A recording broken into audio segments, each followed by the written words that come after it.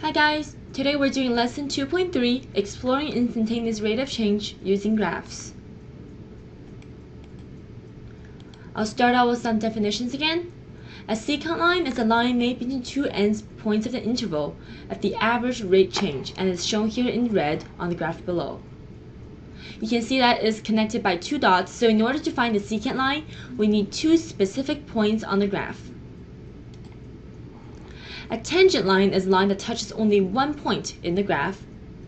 The slope of the tangent line has the same slope as the instantaneous rate of change. So in order to find the instantaneous rate of change, we need the slope of the tangent, and it's shown here in purple. Now let's look at secant lines again. I mentioned that secant lines need two specific points, and in this example we have points P and a point Q. The secant line would go through, intersect these 2 points, and it would be this line so. Then we want to find out what the tangent line is. So what we do is we take this point Q and we try to place it closer to P and closer and closer and closer until it is almost touching P.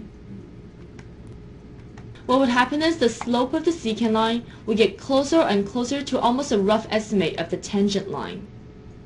The secant line becomes smaller until it only intersects the parabola once and becomes a tangent line.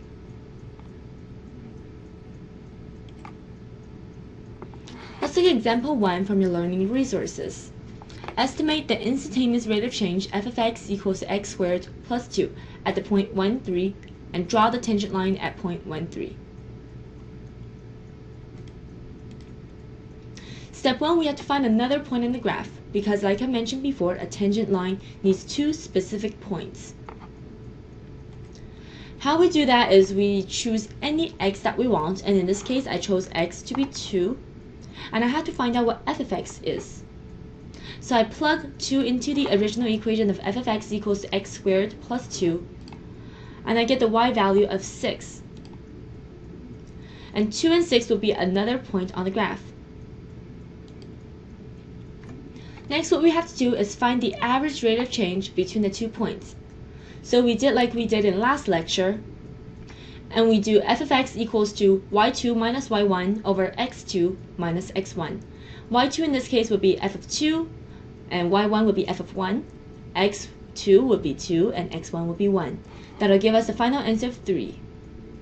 Therefore, the slope of the tangent or instantaneous rate of change is 3. And that occurs at the point 1, 3. So when we have to draw a tangent line on the parabola, what we do is first we find a point that's 1, 3, and then we draw a line that has a slope of 3, and that would be this line right here. Now let's look at example 2 from your learning resources. It asks us to create a table to estimate the slope of tangent line to y equals to x squared plus 3 at point 2, 7. To solve this question, we have to use the interval method in which we've discussed last class.